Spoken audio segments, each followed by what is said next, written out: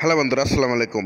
Pick up ঠিক আছে, গাড়ির সমস্ত লাইন সব কিছুই ঠিক আছে, ব্যাটারি ভালো রয়েছে, কন্ট্রোলার মাপলেও ভালো দেখা, তারপরেও আসলে কন্ট্রোলার থেকে কি কি কারণে পিক আপ ধরে না সেই বিষয়টা নিয়েই আজকের ভিডিওটি। তাই আজকের ভিডিওটি সম্পূর্ণ দেখলে বুঝে যাবেন কীভাবে এ ধরনের সমস্যা হলে আপনারা খুব সহজে মেরামত করবেন। চলুন তাহলে দেরি না করে ভিডিওটি শুরু করা যাক। Automatic TV.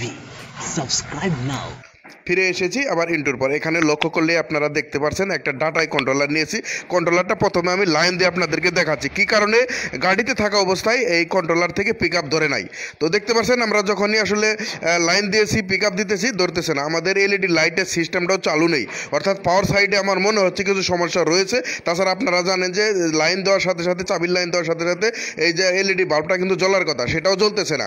এখানে দেখতে পাচ্ছেন লক নামের যে চাবিটা, চাবির যে তারটা রয়েছে, অর্থাৎ চাবির সাথে যে তারটা কালেক্ট থাকে, এই তারটা কিন্তু আসলে কিছুটা লুজ রয়েছে, পাশাপাশি পুরা রয়েছে। হয়তো এখান থেকে লাইন পায় নাই এরকম আমাদের মনে হচ্ছে বলে আমরা এই তারটাকে এখান থেকে খুলে নতুন করে আবার কালেকশন দিয়ে দিব। তাছাড়া এই ধরনের সমস্যা হলে কি কি ধরনের আপনাদের সমস্যার সম্মুখীন হতে হবে সেই বিষয়গুলো আজকে এই ভিডিওর মাধ্যমে খুব সহজে আপনারা জানতে পারবেন। যখন আমরা পাওয়ারের তারটা সুন্দরভাবে কালেক্ট করে দিলাম, দেখতে পাচ্ছেন আমরা কালেক্ট করে দিচ্ছি, একটু সুন্দর করে কালেক্ট করে দিবেন যাতে দুইটা একদম শক্তপোক্তভাবে লেগে থাকে।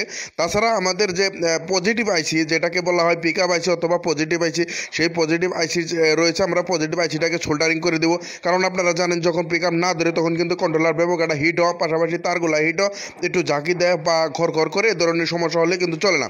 তখন কিন্তু কন্ট্রোলারের ভিতরে ব্যাপক একটা প্রেশার পড়ে, যে প্রেশারের ফলে পজিটিভ আইসি, সিস্টেম আইসি, পাওয়ার আইসি সব বিভিন্ন ধরনের আইসি হিটের কারণে কিন্তু ভেসে উঠে যা। তাছাড়া কন্ট্রোলারের ক্যাপাসিটারগুলো অনেক সময় ফুটে যায়। ধরনের যেহেতু আজকের এই কন্ট্রোলারের ভিতরে ক্যাপাসিটারগুলো ফুটে নাই, তো আমরা প্রথমে কি করতেছি, আমাদের যে পজিটিভ আইসিটা রয়েছে সেই আইসিটাকে আমরা কি করলাম, সোল্ডারিং করে দিচ্ছি। সোল্ডারিং করে দেওয়ার পর আমাদের যে সিস্টেম আইসিটাকে আমরা একটু হট গান দিয়ে বা তাতাল দিয়ে আপনারা সোল্ডারিং করে দিবেন। তো দেখতে পাচ্ছেন আমরা তাতাল দিয়ে হট একটু গান চালু করে আসলে আমরা এই সিস্টেম আইসিটাকে একটু কিছুটা হিট দিয়ে, এবং কি যে পাগুলো রয়েছে এগুলো যদি ভেসে থাকে, এগুলো যেন জোরান না লাগে, সেগুলো অবশ্যই দৃষ্টি আকর্ষণ করে আপনারা লাগাবেন, খুব খেয়াল করে এবং কি শক্তপোক্তভাবে কাজটা করবেন। তারপর যখন হিট দেওয়া শেষ হয়ে গেছে, আমরা ধরে রাখার জন্য একটু শুন দিয়ে আমরা চাপ দিয়ে ধরে রাখবো যাতে আসলে লাইনের সাথে সিস্টেম আইসিটা একদম অ্যাডজাস্ট হয়ে যায়। তারপর দেখতে পাচ্ছেন আপনি ইচ্ছা করলে পরিষ্কার করে নিতে পারেন বিভিন্ন থিনার অকটেন দিয়ে।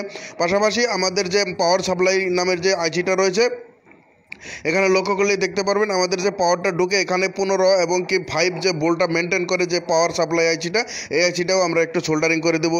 পাশাপাশি আপনারা হট গান দিয়ে একটু হিট দিয়ে সুন্দরভাবে কাজটা করে নিতে পারেন। আপনারা যারা তাতাল রয়েছে তারা তাতাল দিয়েও কাজটা করতে পারেন। দুইটা পাও কখনো যেন এক না হয় সেদিকে অবশ্যই লক্ষ্য রাখতে হবে। তাছাড়া এলইডি লাইট যখন না আসবে তখন এই আইসিটার উপরে অনেকটা আসলে ডিপেন্ড করে, অনেক সময় পাওয়ার সাপ্লাই হয় না। 15.5 যখন সাপ্লাই না হয় তখন কিন্তু আমাদের এলইডি লাইট জ্বলে না। আমরা আসলে বেশ কয়েকটি কাজ করার পর আমরা আর একটু ট্রাই করে দেখব যে এখন আমাদের পাওয়ার সাপ্লাইটা হচ্ছে কিনা। দেখতে পাচ্ছেন আমরা যখন কাজটা করে ফেলেছি সাথে সাথে আমাদের পাওয়ার সাপ্লাই সুন্দরভাবে হচ্ছে, আমাদের কিন্তু সিস্টেমটা এসে গেছে, বাতিটা জ্বলতেছে। এখন আমরা আসলে এটা পিক আপ দিয়ে আমরা আপনাদেরকে চালিয়ে দেখানোর চেষ্টা করব। এটা দেখতে পাচ্ছেন আমরা যখন ভোল্ট মাপতেছি, 5 ভোল্ট মাপতেছি, 4.5, 16 সব ভোল্টগুলোও সঠিক রয়েছে, অর্থাৎ সিস্টেম আইসির ভোল্টগুলোও সঠিক রয়েছে। এখন আমরা যখনই পিক আপ দিচ্ছি আমাদের মোটরটাও কিন্তু রান হয়ে গেছে।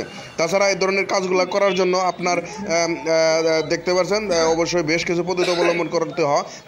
যারা কাজটা নিয়ে এসেছিল তারাও কিন্তু আমার সামনে উপস্থিত রয়েছে। কাজটা খুব সুন্দরভাবে আমরা সমাধান করে দিয়েছি। আজকের ভিডিওটি কেমন ছিল অবশ্যই কমেন্টের মাধ্যমে জানাতে পারেন, আর কি ধরনের ভিডিওটা সেটাও জানাবেন।